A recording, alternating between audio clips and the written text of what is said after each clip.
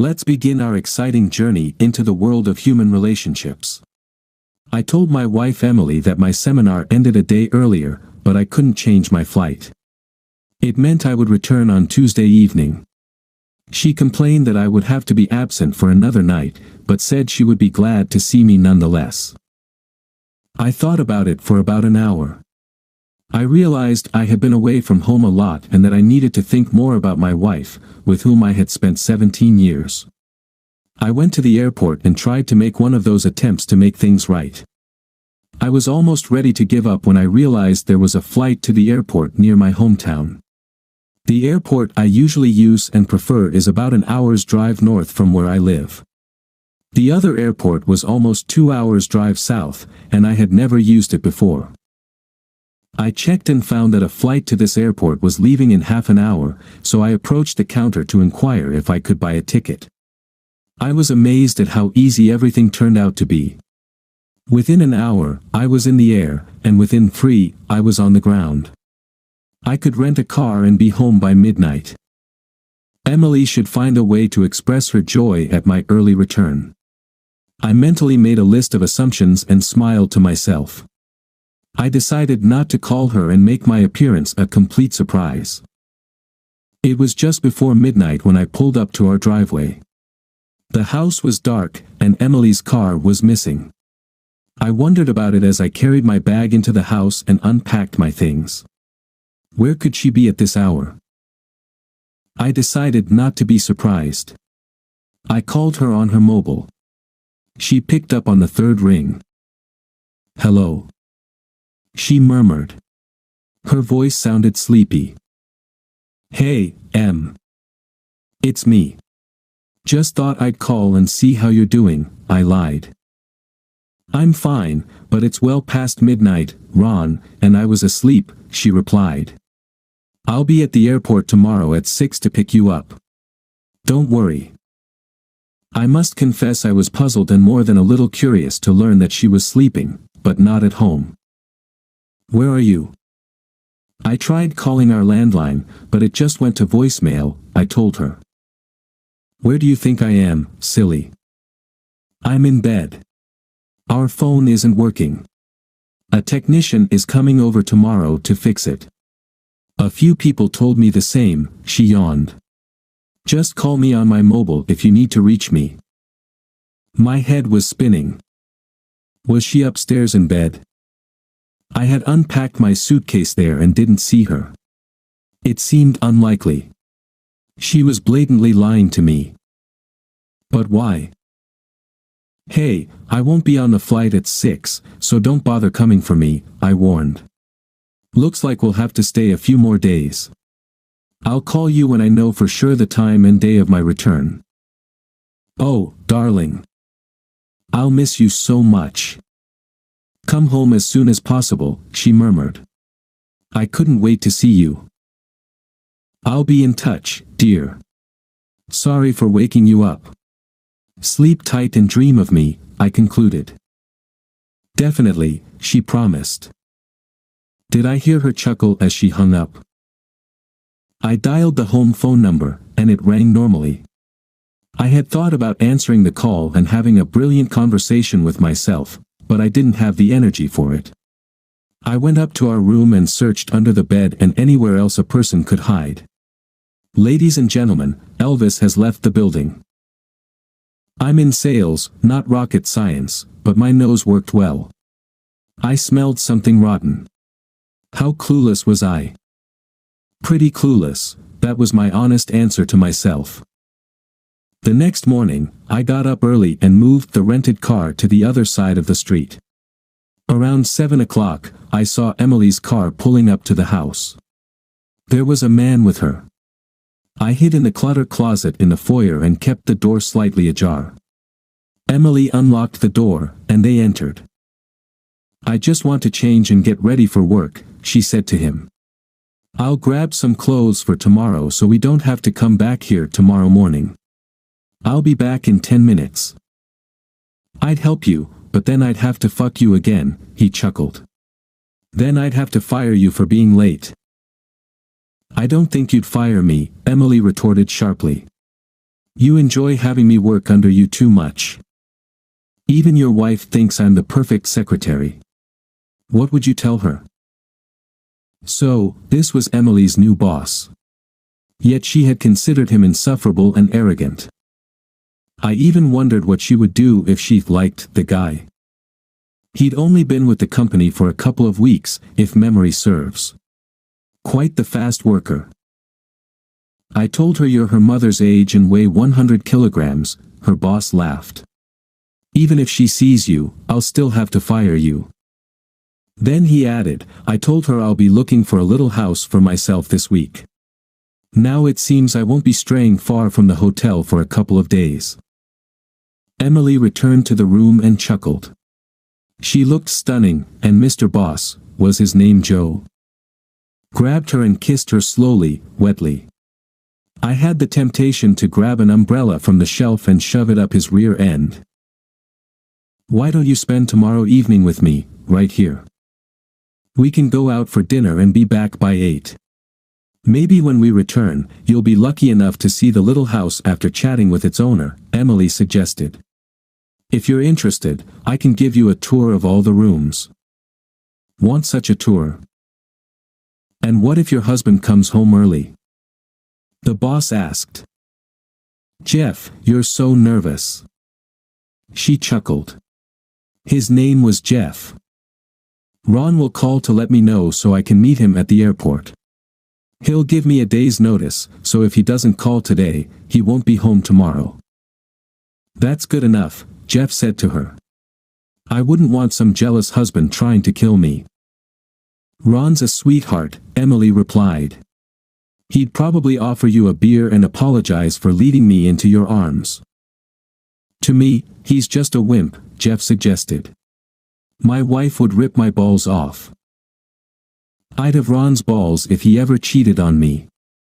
Fear keeps you men in check, Emily added. Most of the time. Seems like you're not too afraid of your wife. Believe me, I'd be in deep shit, Jeff replied. I'd be lucky to save my life, let alone my balls. Luckily, she's in Houston, so I feel perfectly safe. That was all I heard as they walked out the door. My face was red, and my blood pressure must have been through the roof. Not only was she unfaithful, but my wife despised me. I sat and contemplated the situation. A plan began to take shape gradually. I remembered that Emily told me her new boss was being transferred from the company's headquarters in Houston. I needed to find out his name, so I made a few phone calls. A few silly questions to Emily's office secretary quickly provided me with all the necessary information. His name was Jeffrey Ross, he had a wife, and 2 teenage children. She stayed in Texas with the kids until the end of the school year, and then they would join Jeffrey here in Springfield. He was house hunting every evening after work. I searched the Ross surname in Houston on the internet directory and found 3 Jeffrey Rosses in Houston. With the first call, I hit the jackpot. Mrs. Ross. Mrs. Jeffrey Ross? I asked. Yes, I am Mrs. Jeffrey Ross. How may I help you? She replied. Your husband works at Halifax Company? I asked. Yes, he does, she replied. This is Don Watson from Halifax, I lied. We're planning a small party for your husband, Jeffrey, and you. We'll provide you with round-trip tickets to Springfield. It'll be a surprise for Jeffrey. Can you make it? I couldn't help but think what a jerk I was, but all's fair in love and war. And I was at war. I can ask my sister to look after the kids, she replied. That sounds very sweet. When is this little scheme planned? I almost answered her question directly, but I held my tongue. Tomorrow evening. You need to catch flight 1435 with American Airlines. Just charge it to your card, and the company will reimburse Jeff with a check, I told her. We'll arrange for someone to meet you at the airport. The flight arrives at 5 in the evening, and the party starts at 8, so you should have plenty of time. Don't forget to keep this a secret, okay? She promised not to tell anyone, and I ended the conversation. Then I started calling Emily's friends and relatives to invite them to the surprise party for Emily. I told them she got a promotion from her boss, and I thought it was a reason to celebrate. It seemed like everyone was satisfied with this explanation and the need to keep it a secret from Emily. I asked them to be at our house by 7 to ensure Emily would come. I didn't want to be a bad host, so I called a local restaurant and ordered food and drinks for the next evening. I explained that everything should be set up on the patio next to the living room, by our pool. Emily always wanted to throw a good party on that patio, I thought. She should like this. I left them instructions and told them the house might be empty when they arrived, but they could bring everything to the open patio by going around the house. The next day, I arrived at the airport half an hour early. As passengers were entering the baggage area, I asked a couple of single women if they were Mrs. Ross. When I asked one of the women, I heard a voice directed at me. "Hello. I'm Mrs. Ross," she declared. "Are you here to pick me up?" I was almost speechless when I saw her. She had the appearance of a movie star. I had to try twice before I could respond. My wife was an attractive woman, but this woman was the golden standard. "My name is Ron, and I've come to pick you up. My wife works for your husband," I explained. "Has he ever mentioned Emily?" Yes, he has, but I thought she would be a bit older," she replied. Damn. That idiot really told his wife that Emily was old and fat.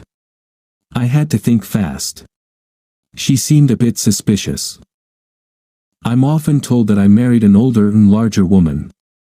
I tell everyone that she just has more experience, and her more can be loved. I offered my version. She seemed to ponder for a moment, then smiled. I dodged that bullet. We gathered her bags and headed to the parking lot. It was 6:30 when we arrived at my house. I explained to Mrs. Ross that it was an outdoor party in honor of her husband, as well as in celebration of my wife's birthday, as guests began to arrive. The supplier finished setting everything up, and I was impressed. It looked like a first-class party. I didn't know it could be done so easily. By 7:30, everyone I invited was there. I asked them to park behind the church half a block away from us so that our driveway would be clear. I explained to everyone that I would hide in the living room, and when the honored guests arrived at the house, I would turn off the lights on the terrace. That would be a signal for them to behave very quietly. We had sliding glass doors leading to the patio and vertical blinds that could be opened simply by pulling a cord about 10 centimeters. There was also a cord to raise the blinds. There were also heavier curtains that we pulled across the doors in cold weather. They were large enough for me to hide behind, reach the cords of the vertical blinds, and the porch light switch. A few minutes before 8, I saw Emily's car pulling up to the house. I turned off the light on the deck and hid behind the curtains. Everything became very quiet. The door opened, and Emily and Jeff laughed. It was nice to know they were having a good time. I thought we'd never make it here. He pulled Emily's dress over her head, revealing her, with only thongs on her, and nothing else. She laughed, sliding them off her cute round butt. Jeff pushed her onto my armchair and unzipped himself. It was the moment I decided to carefully open the blinds on the veranda. It was dark outside, and the room was lit, so no one inside the house could see anything outside, and Emily and Jeff weren't looking anywhere else. But those on the veranda undoubtedly watched as Jeff vigorously and quickly rammed Emily. By this time, I had moved to a chair to the side and calmly observed what was happening. She noticed that I was sitting there watching them. And she almost choked. Emily made some noises, but nothing could be made out. Her eyes were wide as saucers as she looked at me. Finally she managed to push him away. Her face was soiled as she looked at me. "What are you doing here?" She demanded an answer. I was a little disappointed by such a banal question. Perhaps the surprise had stunned her brain. "This is my house, Emily." "My name is on the deed," I replied. "I didn't think you'd be home for a few more days," she exclaimed. "It's quite obvious," I replied dispassionately. "I should be going," muttered Jeff. "I have things to do." "Can I offer you a beer or something else?" I asked. Both Jeff and Emily were taken aback by my offer. I saw Jeff considering that Emily was right to assume I'd offer him a beer if I caught them together. I smiled to myself, observing his thought process. Before Jeff could respond, his wife burst into the room from the veranda. She was holding a large purse and waving it vigorously. Jeff was so surprised to see her that he didn't even move to defend himself. I think he landed about 5 feet from where he had been standing. Following her into the room were Emily's mother and sister. Emily was still naked. "Get dressed, Emily, you're a harlot," her mother snapped, lifting Emily's dress and handing it to her. "And wipe your face, dear sister," added Joan, Emily's sister. "It was quite the performance you put on for all of us.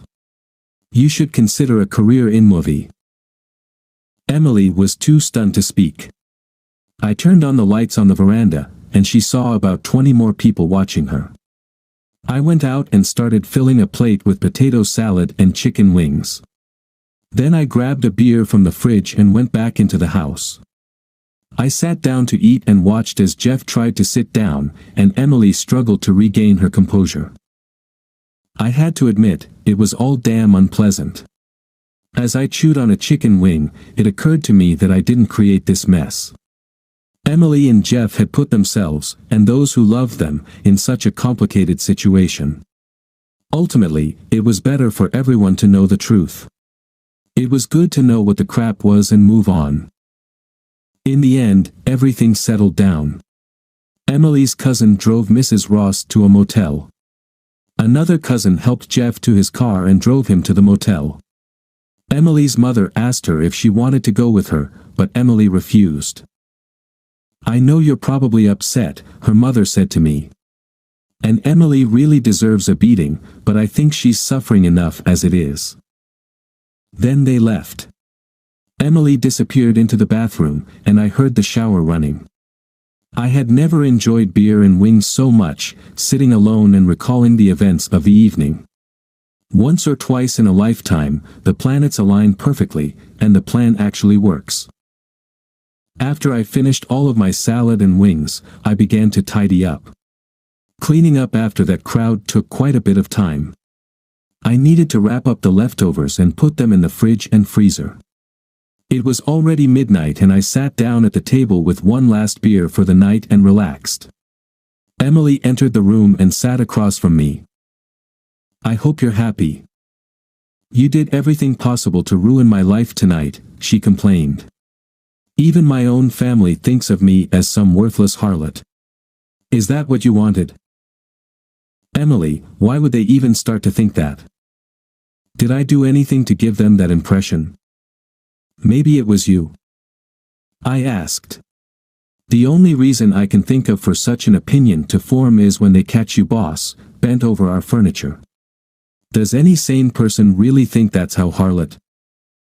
If you thought we had a problem, you could have come to me instead of inviting the whole damn neighborhood over," she hissed. "Do we have a problem?"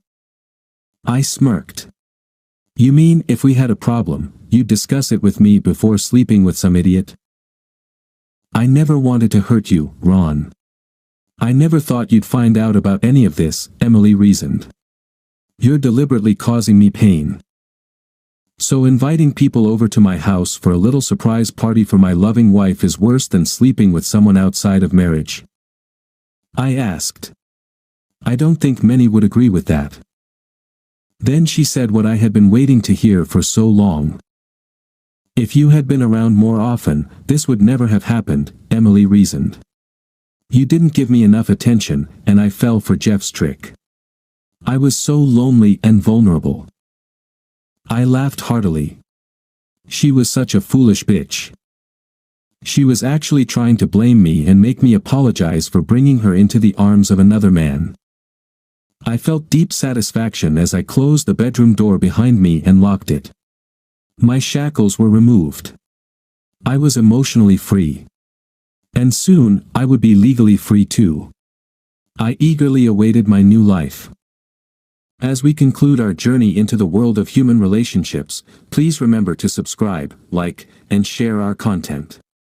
Thank you for your support, and we look forward to seeing you in the next story.